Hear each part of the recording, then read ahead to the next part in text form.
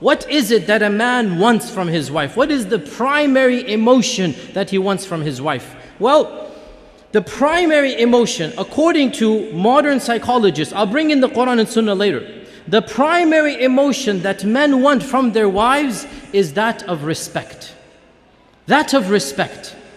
When a wife respects her husband, when a wife shows respect to her husband, the husband reciprocates that respect by giving the woman her primary need. And what is the need that the woman has?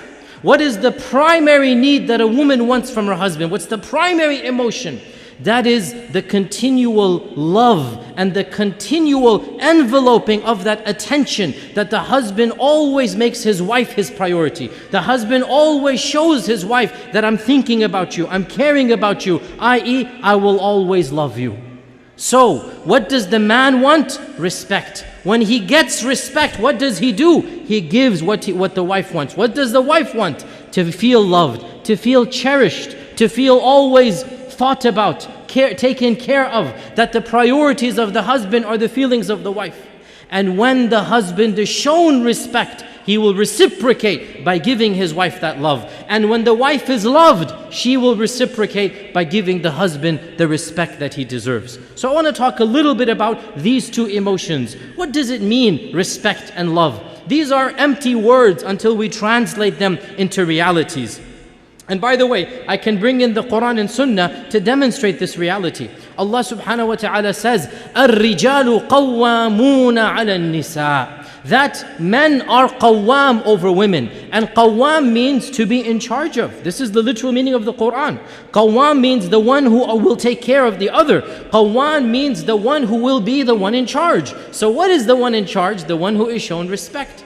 And we have that famous hadith, and no doubt this hadith is misused and abused, and we have to point this out as well. But it is the famous hadith that when once Mu'adh ibn Jabal came back from Syria, and he entered the masjid of the Prophet ﷺ, and he fell down in sajda in front of the Prophet ﷺ. And the Prophet ﷺ said to him, Ya Mu'adh, what are you doing? Who told you to prostrate to me? Why are you doing this? So Mu'adh ibn Jabal said, I returned from Syria. I found the people prostrating to their rabbis and their elders out of respect. And I felt you deserve this respect more than those priests and those rabbis. What did our Prophet say? It's a famous hadith. I should say it's an infamous hadith. All of you have heard of it. But I want to be clear here. It's not my job to apologize on behalf of what the Prophet ﷺ said. It's not my job to cover up his teachings. It is my job to teach those teachings, whether a person likes them or not. If I didn't do that, I would not be worthy of standing where I'm standing. What did the Prophet ﷺ say? Verily, Allah has forbidden any human to prostrate to another human. Hadith is in Bukhari and Muslim, Abu Dawud and Tirmidhi. It's clearly authentic. Verily, Allah has forbidden any human to prostrate to another human. But if he were to have allowed this, if a concession were to have been made, there is no concession. If a concession were to have been made, I would have told the wife to prostrate to her husband out of what the respect and duty she owes to him. Now, what is this prostration? It is the prostration of respect. The prostration of respect.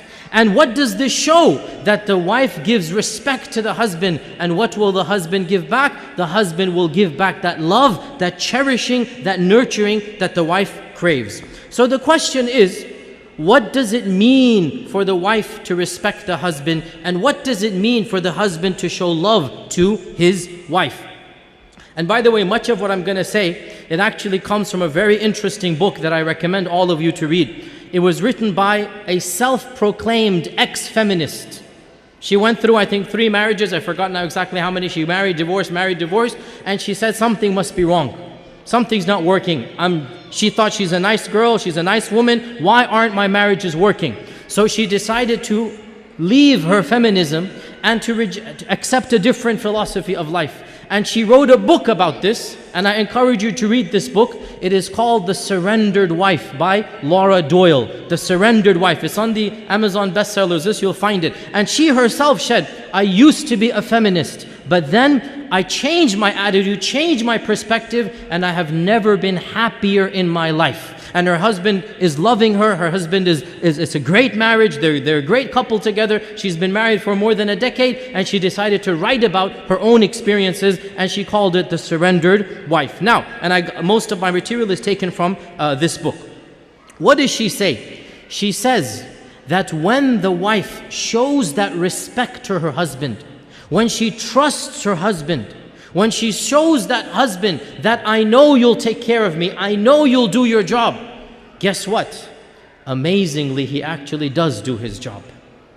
When she lets go of power and control, when she stops trying to be the boss and domineering, double guess, second guess every single statement he says, try to be maneuvering, manipulative, when she simply trusts him and allows him to be who he is, and that is her husband, what happens? He begins showing her the compassion, the romance, the love, the admiration that she herself craves. When he becomes a man, he will treat her like a woman. And when she treats him like a woman, he will also become a man. And so Allah Azza wa Jal has laid this out very clearly in the Quran. So what does it mean to show him respect? A few very specific points. Number one, respect his knowledge and his judgment. Wives, respect your husband's knowledge and judgment. When your husband makes a decision, don't double guess him. Don't doubt him. Don't try to make him feel he's not intelligent, he's not qualified to do what he's doing. In other words, don't treat him like a child. Classic example. Classic example, happens all the time. Husband is driving and the wife thinks that this is the wrong way. The wife says, no, you should exit here. You just missed the highway exit. This is where you're supposed to exit from, right? What has just happened here? The husband becomes irritated. I know where I'm going, don't worry. I know it's right ahead. Right? What's happened here? Well, the wife has doubted her husband's sense of power, sense of being in charge, sense of responsibility. And what happens here when a husband is challenged, he becomes, what's he going to become when he's challenged? Argumentative. He becomes, immediately he'll retort back, what do you know? You did this, you did that. Now, if he turns out to be wrong and you were right, this leads me to point two. Suppose you were right, that was the exit. Well then, this leads me to point two. Let the husband make his mistakes and learn from his own mistakes. Because when he makes a mistake, he won't be able to get angry at anybody else. But when you make a mistake and you tell your husband to make that mistake, you're never going to hear the end of it, and you all know what I'm talking about. Let the husband make his mistake and let him learn from his mistake. And don't become his mother. Believe me, no man wants to marry a motherly figure. He has his mother, alhamdulillah, for that. He doesn't want his wife to start lecturing him, to start daunting him, like only his mother is allowed to daunt him. Right? Mothers have privileges, they don't extend to their daughter-in-laws. So, suppose he did take that wrong turn. Suppose he missed the exit. Guess what? He's never going to miss that exit ever again. He's learned from his mistake. And the fact that you didn't put it in his mind, you were just quiet, you let him do his decision, khalas, no big deal. Next time it's not going to happen. So what if you arrive at the party 5 minutes late? I mean, we all arrive 20, 30 minutes late. It's part of being Desi and Muslim. What's the big deal? That's not going to be the end of the world.